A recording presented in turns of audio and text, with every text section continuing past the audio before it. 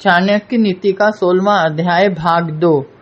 जो धन दूसरों को हानि और पीड़ा पहुंचाकर धर्म विरुद्ध कार्य करके शत्रु के सामने गिड़गिड़ाकर प्राप्त हो, वह धन मुझे नहीं चाहिए। ऐसा धन मेरे पास न आए तो अच्छा है। चाणक्य कहते हैं कि मनुष्यों को ऐसे धन की कामना नहीं करनी चाहिए जो दूसरों को हानि पहुंचाकर एकत्रित किया जाए। धर्म विरुद्ध कार्य करके और शत्रु के सामने गिड़गिड़ाने से प्राप्त किया हुआ धन अकल्याणकारी और अपमान देने वाला होता है। मनुष्य को ऐसा धन प्राप्त करने की चेष्टा नहीं करनी चाहिए। उसे सदैव परिश्रम और अच्छे उपायों से ही धन का संग्रह करना चाहिए। शुभ धन ही शुभत्व देता है। ऐसे धन का कोई भी लाभ नहीं जो कुल वधु के समान केवल एक ही मनुष्य के लिए उपभोग की वस्तु हो। धन संपत्ति तो वही श्रेष्ठ है जिसका लाभ राह चलते लोग भी उठाते हैं, अर्थात धन संपत्ति वही श्रेष्ठ है जो वैश्या के समान अनेक लोगों के भी काम आती है। इस श्लोक का भाव यही है कि उत्तम धन वह है जो परोपकार के काम में लगाया जाता है। जिस धन को कोई एक व्यक्ति समेट कर बैठ जाता है, ना तो उसे उपयोगी माना जाता है और ना ही उससे किसी का लाभ होता है। समाज कल्याण के उपयोग में लाया गया धन ही श्रेष्ठ धन है। धन की गति रुकनी नहीं चाहिए।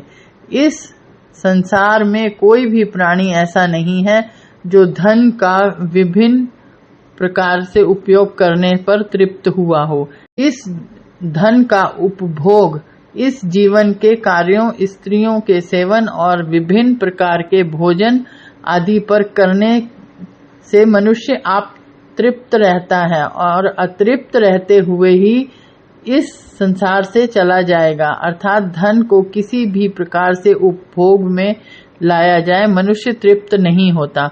सामान्य धारणा से विपरीत यह श्लोक सत्य की ओर संकेत करता है। धन से संतुष्टि मिलेगी ऐसा माना जाता है, लेकिन आचार्य चाणक्य का कथन है कि यह सत्य नहीं है। चाहो तो देख लो। हाँ, यदि धन संतुष्टि देगा तो केवल परोपकार में लगाकर ऐसा धन मनुष्य को संतोष और तृप्ति दोनों प्रदान करता है। सभी प्रकार के अन्न, जल, वस्त्र, भूमि दान आदि, सभी प्रकार के ब्रह्म यज्ञ, देव यज्ञ और बलि यज्ञ आदि सभी कर्म नष्ट हो जाते हैं, अर्थात यह सभी वस्तुएं नष्ट होने वाली हैं, परंतु सुपात्र व्यक्ति को दिया हुआ दान और प्राणी मात्र को दिया गया अभय दान कभी भी नष्ट नहीं होता। संसार में एक तिनका अत्यंत हल्का होता है, तिनके से भी अधिक हल्की रुई होती है, परंतु याचक को तो सबसे अधिक हल्का माना गया है। अर्थात व्यक्ति जब कोई किसी चीज को मांग बैठता है तो वह सभी चीजों से हल्का अर्थात तुच्छ माना जाता है।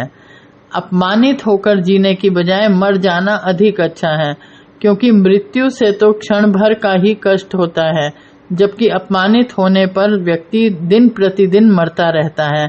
भाव यह है कि व्यक्ति को अपना जीवन सम्मान पूर्वक बिताना चाहिए। अपमानित होने की अपेक्षा मर जाना इसलिए श्रेष्ठ माना गया है क्योंकि मरते समय क्षण भर का भी कष्ट होता है, जबकि अपमानित व्यक्ति पग पग पर दुख झेलता रहता है। मधुर बोलने वाले से सभी प्राणी प्रसन्न रहते हैं, अतः व्यक्ति को सदैव प्रिय वचन ही बोलने चाहिए। उसे चाहिए कि वह वाणी में अमृत रूपी मधुरता घोल कर बोले।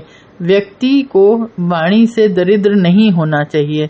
मधुर भाषण के लिए कहा गया है, जो व्यक्ति मीठी बातें बोलता है, प्रेम पूर्वक व्यवहार करता है, वह सबको अपना बना लेता है। अर्थात मनुष्यों को मधुर भाषण करने में बिल्कुल भी कंजूसी नहीं करनी चाहिए। संसार एक कड़वा वृक्ष है, इसके दो फल ही अमृत जैसे मीठे होते हैं, एक मधुर वाणी और दूसरा सज्जनों की संगति। जो व्यक्ति मधुर वाणी का प्रयोग करता है वह शत्रुओं को भी जीत लेता है। और दूसरी है मधुर संगति, सज्जनों की संगति, अर्थात मनुष्यों को मधुर प्रिय वचन बोलने और सज्जनों की संगति करने में भी हिचकिचाना नहीं चाहिए। संसार में शेष सब तो कड़वा ही है।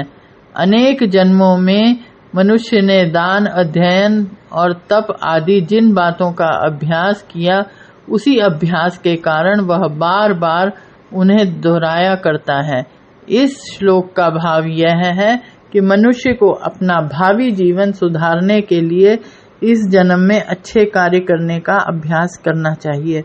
पहले के अभ्यास का ही परिणाम है कि हमारा आज और भविष्य में जो हम होंगे वह होगा आज के अभ्यास का प्रतिफल। जो विद्या पुस्तकों तक सीमित है और जो धन दूसरों के पास पड़ा है, आवश्यकता पड़ने पर न तो विद्या काम आती है और न ही वह धन उपयोगी हो पाता है। आचार्य का कहना है कि विद्या कंठाग्र होनी चाहिए तथा धन सदैव अपने हाथ में होना चाहिए, तभी इसकी सार्थकता है।